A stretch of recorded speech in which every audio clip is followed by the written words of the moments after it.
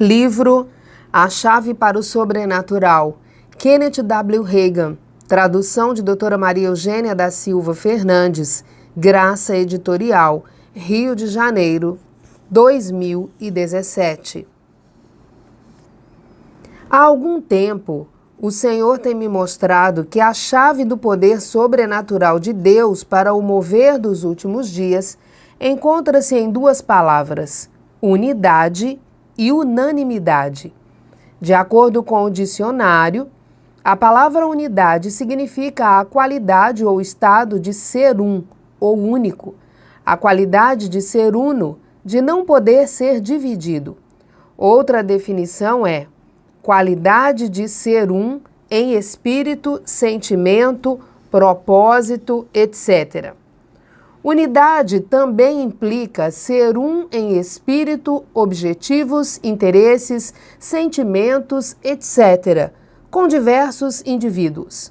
Unanimidade significa quase a mesma coisa, estar de acordo ou em harmonia, concordância mútua, sem divergências. O tema de Atos. Se você já estudou a Bíblia, saberá que unidade ou unanimidade, concordância, é realmente o tema do livro de Atos. A palavra unanimidade, por exemplo, encontra-se implícita 11 vezes nesse livro.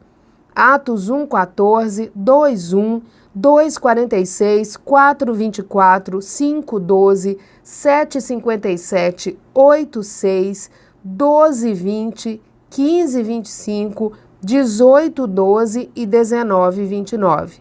Na tradução King James, que corresponde à nossa Bíblia na versão revista e corrigida, as palavras unidade e unanimidade têm significados semelhantes. A interpretação de unanimidade, nos seguintes versículos de Atos, é ser um em espírito, propósito, objetivo. Atos 1:14a. Todos estes perseveravam unanimemente em oração e súplicas. Atos 2:1. Cumprindo-se o dia de Pentecostes, estavam todos reunidos no mesmo lugar. Atos 2:46. E perseverando unânimes todos os dias no templo e partindo o pão em casa, comiam juntos com alegria e singeleza de coração. Atos 4:24. E ouvindo eles isto, unânimes levantaram a voz a Deus. Atos 5:12. E muitos sinais e prodígios eram feitos entre o povo pelas mãos dos apóstolos, e estavam todos unanimemente no alpendre de Salomão. Atos 8:6. E as multidões unanimemente prestavam atenção ao que Filipe dizia, porque ouviam e viam os sinais que ele fazia. Atos 12:20a. E ele, Herodes, estava irritado com os de Tiro e de Sidom, mas estes vindo de comum acordo ter com ele. Atos 15:25. Pareceu-nos bem, reunidos, concordemente, eleger alguns varões e enviá-los com os nossos amados Barnabé e Paulo. O mesmo conceito se encontra em Romanos 15:6, para que concordes a uma boca, glorifiqueis ao Deus e Pai de nosso Senhor Jesus Cristo. Unidade na igreja do primeiro século. Coisas tremendas aconteceram no livro de Atos. Vamos estudar essas escrituras. Em Atos 1, os cristãos do Novo Testamento encontravam-se unanimemente em oração e súplicas. Em Atos 2, constatamos que eles adoravam unânimes e diariamente no templo e faziam suas refeições com alegria e singeleza de coração. No terceiro capítulo, Pedro e João curaram um coxo na Porta Formosa. As pessoas se regozijaram, mas os líderes religiosos se aborreceram e chamaram os dois apóstolos diante do Sinédrio. Quando essas autoridades do povo e anciãos de Israel ouviram Pedro e João, maravilharam-se. Então eles, vendo a ousadia de Pedro e João e informados de que eram homens sem letras e indoutos, se maravilharam e tinham conhecimento de que eles haviam estado com Jesus. Atos 4:13.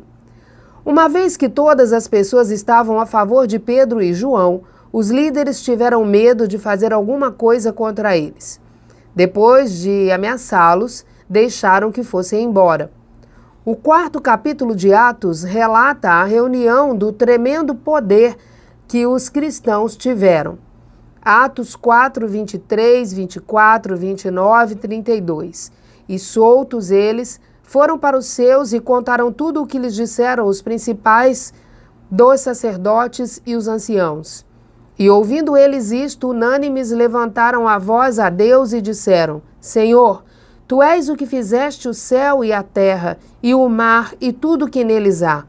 Agora, pois, ó Senhor, olha para as suas ameaças e concede aos Teus servos que falem com toda a ousadia a Tua palavra.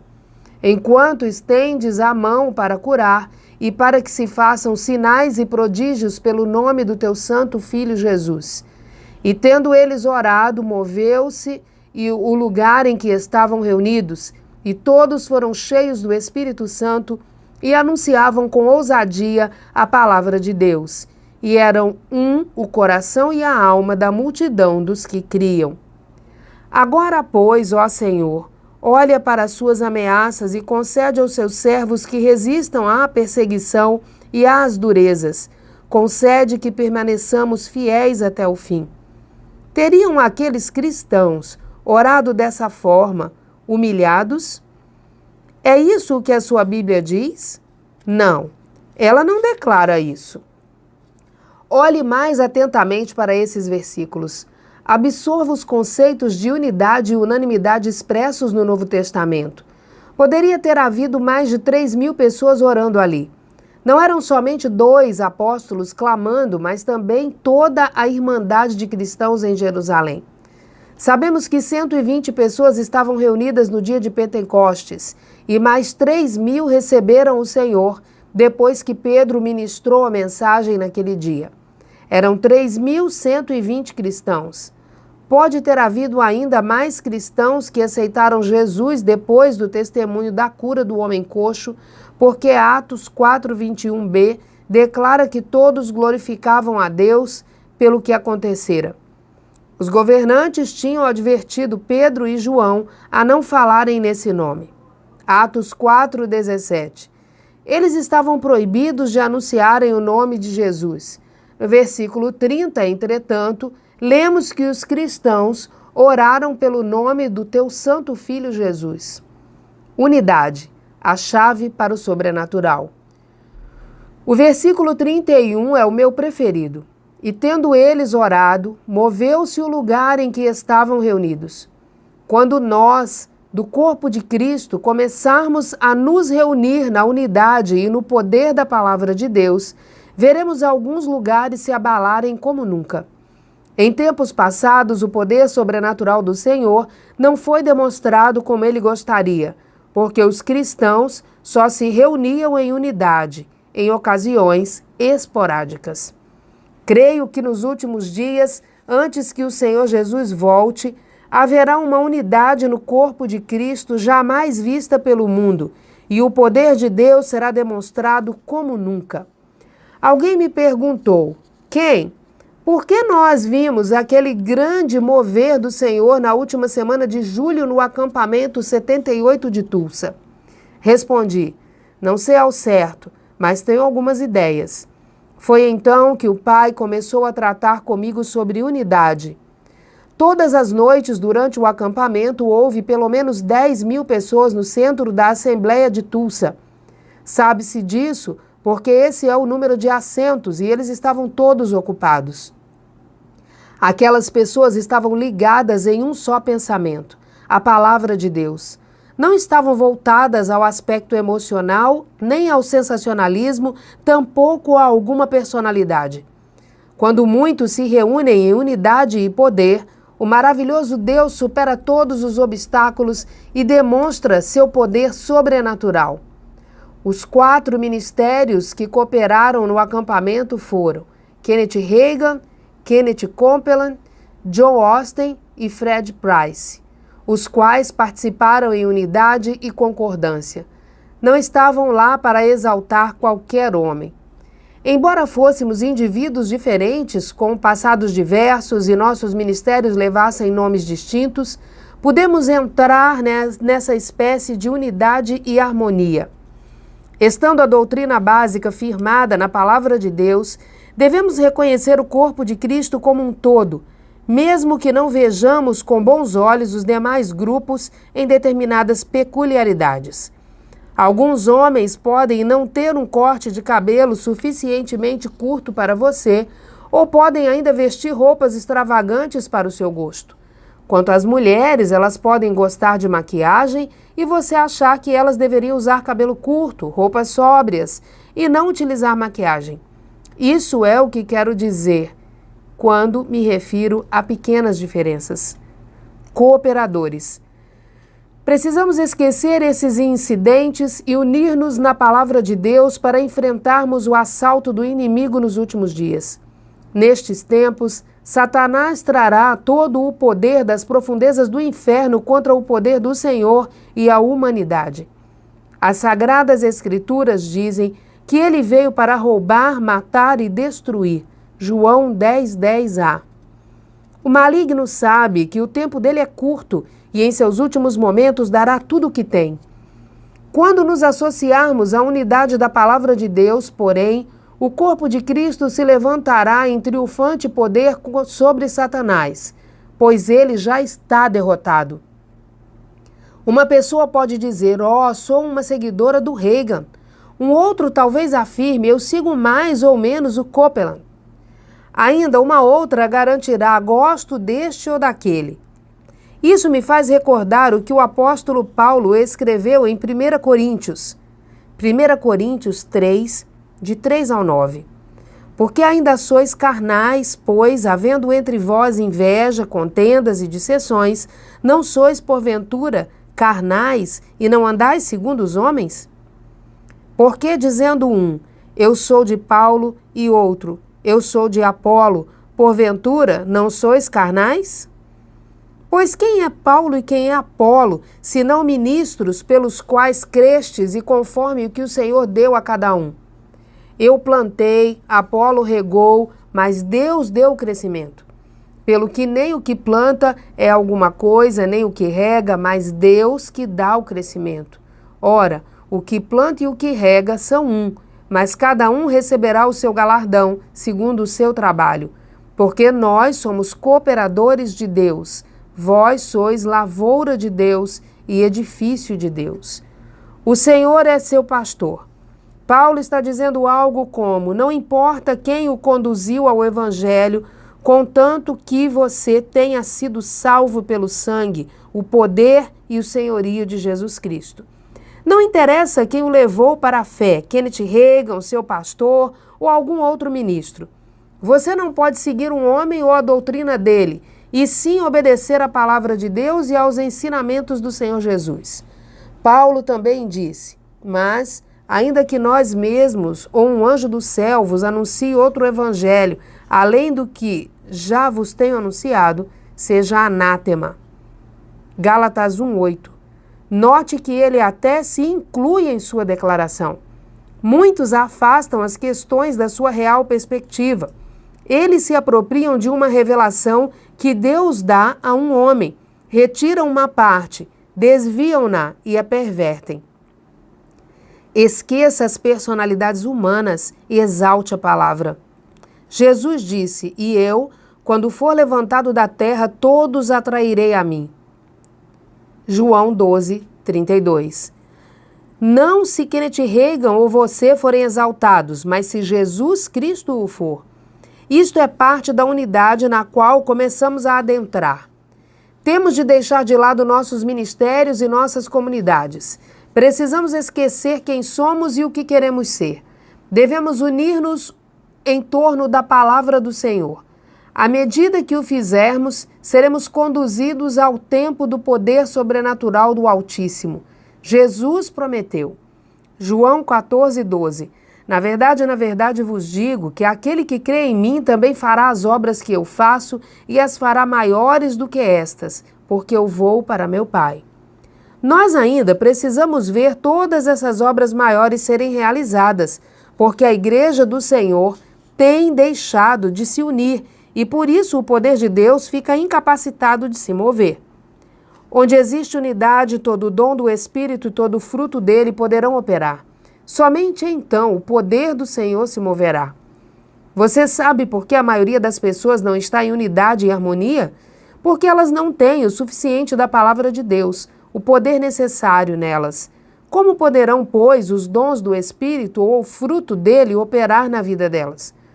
Muitos cristãos se esqueceram da passagem de Gálatas 5, 22 e 23, na qual lemos que o fruto do Espírito é relacionado a amor, alegria, paz, longanimidade, benignidade, bondade, fidelidade, mansidão, domínio próprio.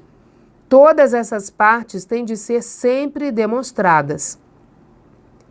Disciplina espiritual. Muitos indivíduos querem falar sobre a fé que possuem, sua confissão e o que podem ter por meio disso. Não aceitam que se lhes fale acerca do fruto do Espírito, nem a respeito de ser manso ou paciente. Elas, principalmente, não querem que lhes falem sobre o amor, porque esse sentimento suscita muitas responsabilidades e uma delas é a disciplina. Ouça-me, corpo de Cristo. Uma das conotações que o amor traz é a disciplina. As pessoas não gostam de ouvir essa palavra. Se você for até o Centro de Treinamento Bíblico Rema, a primeira coisa que você irá ouvir me ensinar é: para ser bem-sucedido na obra, você deve aprender a se disciplinar no plano espiritual, assim como faz no natural. Não estou falando de ser obediente de acordo com a ideia teológica de alguém, tampouco com a regra escrita na Constituição e estatutos de um lugar. Refiro-me à disciplina segundo a palavra de Deus. É hora de deixar de dar caramelo a uma congregação já diabética. Penso que seja o momento dos pregadores se aprofundarem nas Escrituras e começarem a repartir o que elas têm a dizer, porque chegamos ao tempo sobre o qual o apóstolo Paulo falou a Timóteo. 2 Timóteo 4, 3 e 4. Porque virá tempo em que não sofrerão a sã doutrina, mas tendo comichão nos ouvidos, amontoarão para si doutores conforme as suas próprias concupiscências, e desviarão os ouvidos da verdade, voltando às fábulas. Acredito que está na hora de entrarmos na unidade da palavra de Deus no que concerne à salvação, ao Espírito Santo, à cura, à fé, à operação dos dons do Espírito, ao fruto do Espírito, à teologia bíblica, entre outros ensinamentos.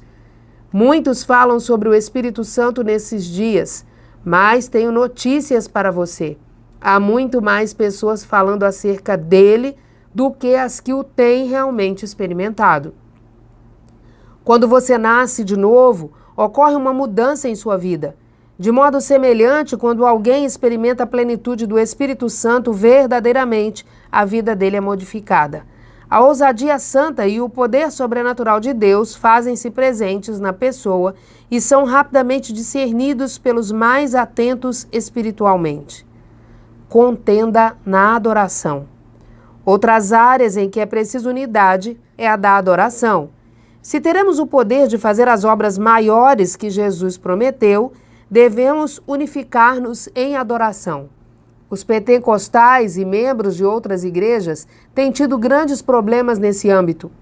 Uma das razões pelas quais o poder do Altíssimo tem impedimentos é a contenda na adoração. O diabo é sutil e espertinho. E isso nos leva ao versículo que diz: apanhai-me as raposas, coisas pequenas que fazem mal às vinhas. Igrejas, comunidades, grupos de oração, seja lá como você deseja chamá-los, são mestres em criticar os irmãos. Talvez haja um grupo que pule e grite durante a adoração e outro que apenas levante as mãos e adore silenciosamente. Os indivíduos do primeiro grupo acham que os do segundo deveriam agir exatamente como eles. Os quietos, por sua vez, criticam os animados que gritam. Isso é contenda, não é unidade. Como é possível esperar que nessas condições o poder divino opere em sua potência máxima?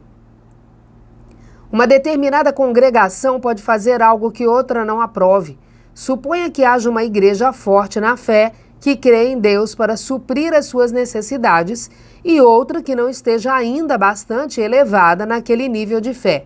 Esta, então, organiza uma venda de objetos usados ou de comida para levantar recursos financeiros. Os membros da primeira igreja são rápidos em dizer: se vocês tivessem fé, não teriam de fazer essas vendas. Sim, mas se você tivesse lido a passagem do apóstolo Paulo, saberia que ele disse que se você está forte na fé, não deve criticar quem está mais fraco nela. Não há unidade ou harmonia onde os fortes na fé criticam os mais fracos. Aqueles fortes na fé deveriam estar desejosos de aceitar a comunhão com os outros. Teriam de adorar com eles, mesmo que algumas vezes isso não fosse confortável. Precisariam trabalhar juntos até poderem levá-los ao seu próprio nível de fé. Assim veriam a demonstração do poder do Senhor. Quando meu pai pastoreava certa igreja há muitos anos, ele não conseguia fazer com que uma das professoras da escola dominical tivesse fé suficiente para obter a cura. Ela havia marcado uma cirurgia. Finalmente, papai lhe disse: ouça, você pode crer em quê? Ela respondeu: posso crer que a operação será um sucesso e em uma recuperação milagrosamente rápida. Meu pai disse: está bem, agora eu tenho alguma coisa. Ele desceu do patamar de fé em que estava quando compreendeu que de qualquer maneira não podia elevar o grau de fé daquela irmã. Não a criticou, mas descobriu em qual ponto ele podia concordar com ela e o fez. Alguém poderia falar: você quer dizer que aquele homem de fé desceu do seu nível e concordou com ela a respeito dos médicos realizarem uma operação perfeita e de uma recuperação milagrosa? Sim, foi isso que ele fez. Segundo a oração de concordância, ele juntou sua fé com a da professora. Ela foi para o hospital e submeteu-se à operação. Naquela época, há muitos anos, os médicos não tinham toda a tecnologia de hoje e aquela intervenção era considerada bem delicada.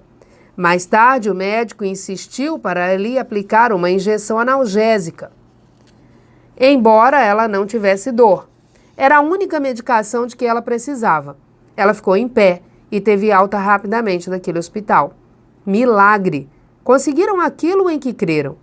Não demorou, papai conseguiu aumentar a fé que a professora possuía de forma que ela cresce em Deus para outras situações.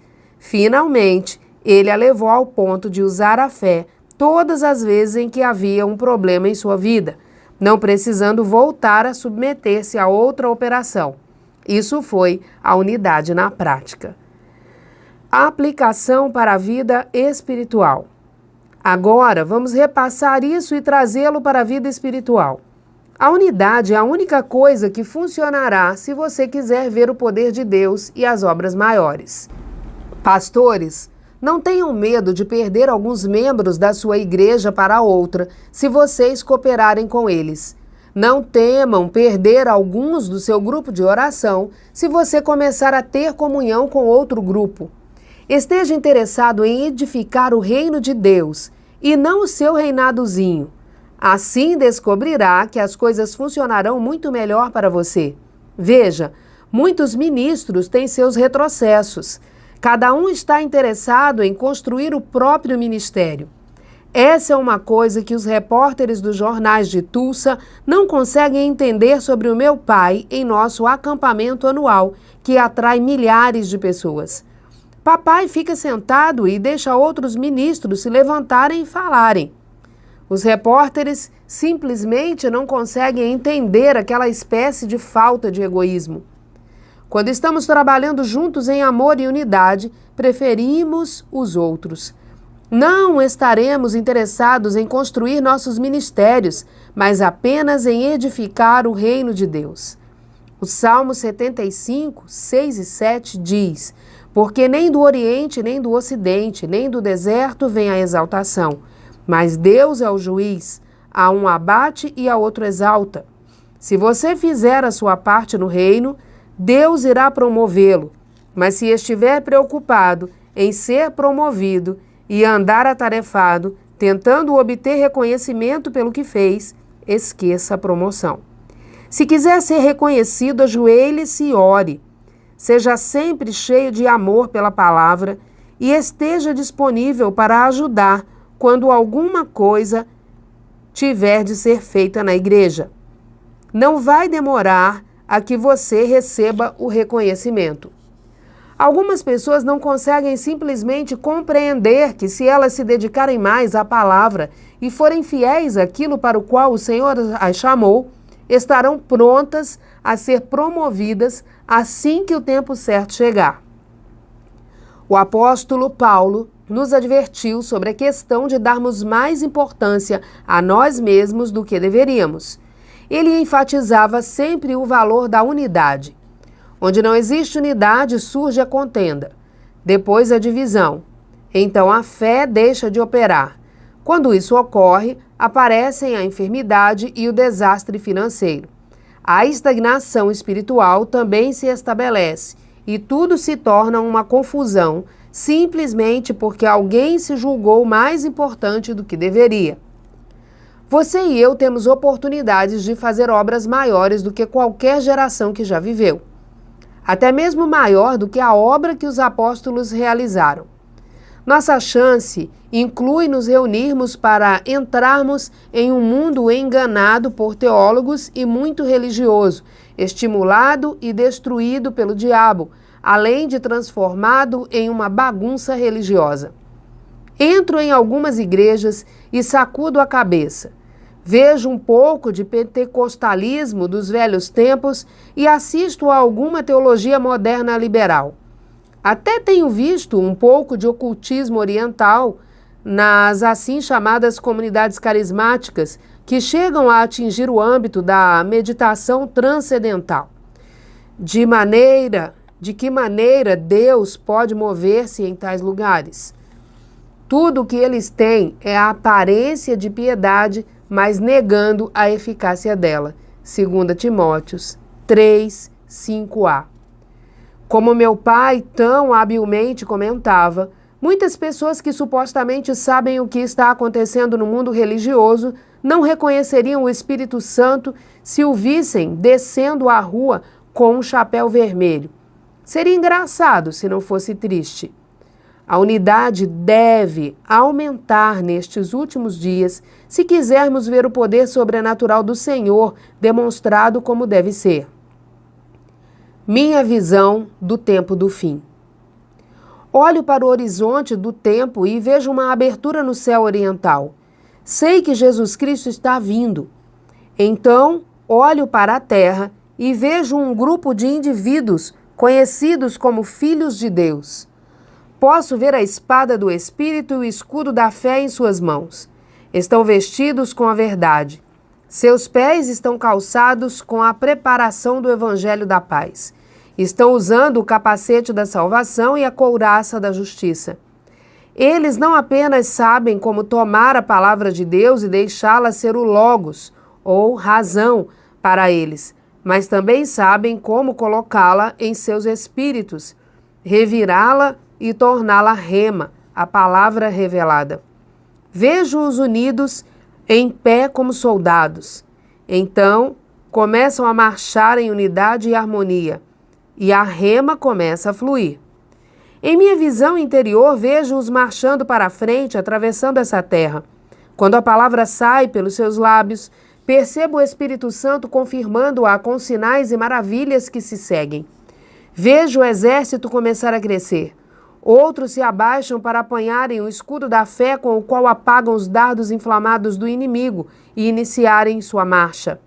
Consigo enxergá-los levantando os angustiados e doentes e libertando os algemados em cadeias. Tornam-se um corpo cada vez mais forte, marcham, pisando sobre o diabo. Então andando em amor, harmonia e unidade, mostrando todo o fruto do Espírito. Caminham para encontrar o seu Mestre e Salvador, que está vindo daquele céu oriental.